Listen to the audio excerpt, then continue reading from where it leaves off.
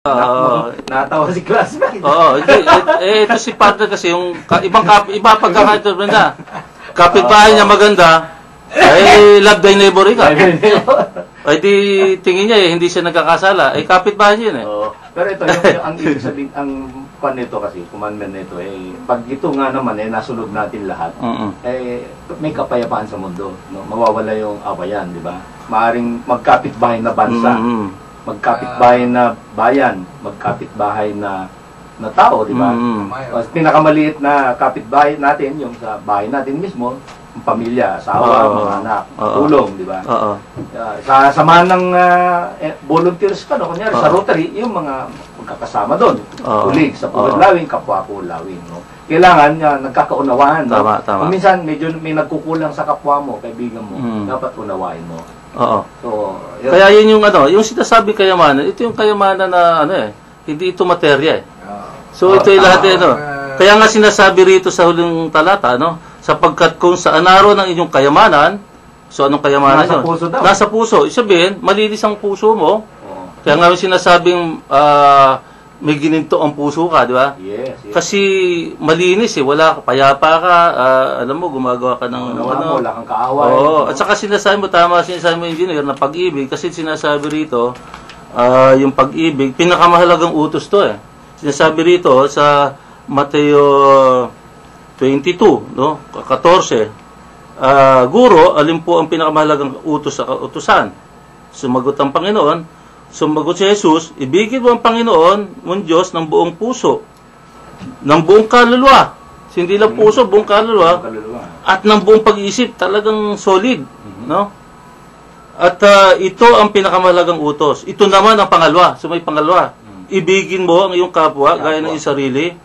Sa dalawang utos na ito, nakasalalay ang buong kautusan ni Moises at ang turo ng mga propeta. So, pag-ibig ang pinag-uusapan dito. So, kung ikaw ay talagang iniibig mo ang Panginoon, ang buong puso, buong kaluluwa, So,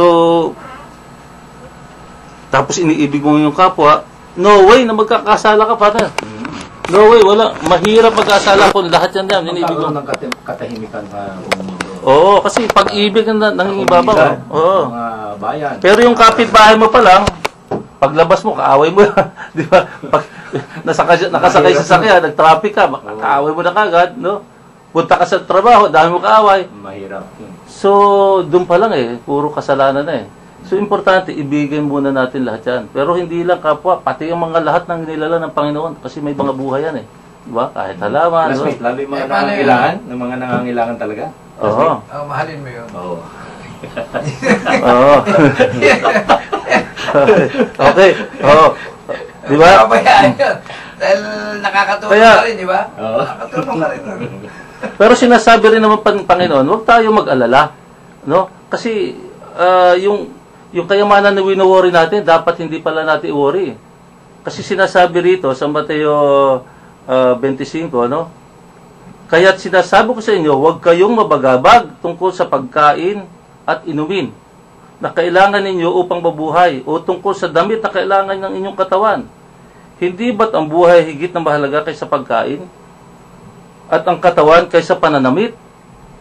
Masdan ninyo ang mga ibon, hindi sila nag-aahasik ni nag-aani o kayo nagtitipon sa bangan. Gayunman, pinakakain sila ng inyong amang nasa langit. Hindi ba't higit kayong mahalaga kaysa mga ibon? Sino sa inyo ang makapagpapahaba ng kanyang buhay ng kahit isang oras sa pamamagitan ng kanyang pagkabalisa? At bakit kayo mababagabag tungkol sa pananamit? Isipin ninyo na kung paano sumisibol ang bulaklak sa parang, hindi sila nagpapagal ni humahabi man. Ngunit ito ang sasabihin ko sa inyo, maging si Solomon ay hindi nakapagsuot ng kasing ganda ng isa sa mga bulaklak na ito. Bagamat, napakariringal ang mga damit niya, kung ang mga damo sa kabukiran nabuhay ngayon at kinabukasan igagatong sa kalan, ay dinaram na ng Diyos. Dinaramitan ng Diyos. Kayo pa kaya? Diba? Kayo liit ng pananalig din Diyos sa Kanya, kaya't huwag kayong mabalisa tungkol sa inyong mga kakainin, iinumin o daramtin. Sapagkat ang mga bagay na ito ang kinahuhumilingan ng mga taong walang pananalig sa Diyos. Alam ng inyong amang nasa langit na kailangan ninyo ang lahat ng ito, ngunit pag sumakita ninyo ng higit sa lahat ang harian kayo ng Diyos at mamuhay ng ayon sa kanyang kalooban, at ipagkaloob niya ang lahat ng kailangan ninyo. Kaya wag ninyong ikabahala ang para sa araw ng bukas, sa kanan ninyo harapin kapag ito'y dumating, sapagkat sa bawat araw ang kanyang mga suliranin. Di pa napakaano yan, no? Lalo na naghihirap ang ating mga kababayan, di ba? Pero natatandaan ko, partner, nung panahon ng nasa probinsya ako, ang nanay ko, no, tuwing alas 6 siya, nagdadasal kami, pero napunta sa Maynila. Wala yung mga ganun eh. Pero ang hirap ng kabuhayan namin noon. Ang nanay ko, naglalakula ng isda, no? Pero hindi naman kami pinabayaan. Nabuhay pa. Hanggang ngayon, buhay pa ako eh, di ba? Ibig sabihin, araw-araw ang biyaya ng Panginoon. Hindi, andyan yan eh. Kaya lang tayo nag-worry ngayon para may iba tayong gusto. So, nag-umpisa yung ating problema pag may desire. Nagkakaroon tayo ng ibang desire. Na hindi doon sa binibigay ng Panginoon sa araw-araw. Maraming problema tayo araw-araw na tingnan ninyo. Problema natin every month, tubig, ilaw, di ba? Pero nalalampasan natin for so many years, ganun lang yan. Ibinibigay niya talaga pag kailangan natin. Huwag lang tayong magdidesign ng mga bagay na kotse, di ba? Yung sobra. Sobra, oo. Kakayahan. Oo, kasi ano yun eh, atin na yun, yun ang kagustuhan niya. Pero yung sinabi nga, ibon eh. Hindi nga naman nagtatanim, hindi nag-aani, pero binibigyan, bulaklak, nadaramitan. Pero merong mahalaga doon kasamang ganun. Hindi dapat makakalimutan. Kailangan magtrabaho ka. Magsipag ka. Lagi yun. Yung kasabihan na nasa Diyos ang awa, nasa tao ang gawa. So, malinaw yung example natin dyan eh. Diba? Kailan talagang, bata ka pa, mag-aaral ka, para maging marunong ka. Tapos, pagkahanda ka na para maglingkod o magtrabaho, magtrabaho ka na at maglingkod ka na rin sa pamilya mo. Totoo yun. At hanggang sa kaya mo nang maglingkod din sa komunidad, no? Habang umaasenso ka kasi, matutulungan mo na yung pamilya mo, mag-asawa ka, mag-pamilya ka na, at maya-maya, habang umaangat ka sa trabaho mo, dahil siyempre, gano'n naman, pag masipag ka, makakatulong ka na rin sa komunidad. So, kaya hindi dapat nating priority masyado, nag-worry tayo, bukas, ito, di ba? Ako, siguro, nung una, hindi ko pa natatagpuan ng Panginoon, ang worry ko, kaya ang stress ko, dito na eh. Di ba? Naging dahilan pa ng pagkakasakit, di ba? So kung tayo relax lang at ayon sa kanya, sabihin yung pamatok niya, dalhin natin at siya nang bahala, yung kagaanan nasa kanya, di ba? So sabi nga, unahin natin ang kaharian ng Panginoon at yung the rest siya nang bahala. Di ba? So yung sinasabi mo kanina, engineer, na nasa Diyos ang awa, nasa tao ang gawa, totoo yun. Dahil unang-una, gusto mo pumasa sa exam, kailangan mag-review ka. Mag-aral. Hindi magic yun. Hindi magic. Hindi magic talaga. Kaya may participation talaga tayo. So, yun lang. Baka may babanggitin. Yung salawi ka ending ko, yung sinasabing pagsikat ng araw, laganap ang biyaya. Kailangan dun, wag mong bantayan yung araw, patoto. Mahirap. Kailangan doon, hanapin mo yung biyaya. Magtrabaho kayo, sabi ka, di ba? Tama. Nagsikap ka, magtrabaho ka, para hindi ka abutin ng araw. Totoo yun. Di ba? Nadumilim mo, di ba? So, yun lang ang ating pag-aaral ngayon sa pagkain ng ating kaluluwa sa araw na ito, araw na linggo, dahil linggo naman yun, di ba?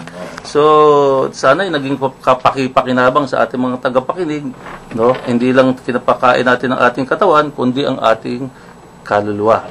So, purihin ang Diyos. Amen. Okay. Tuloy tayo, partner. Tuloy. Okay.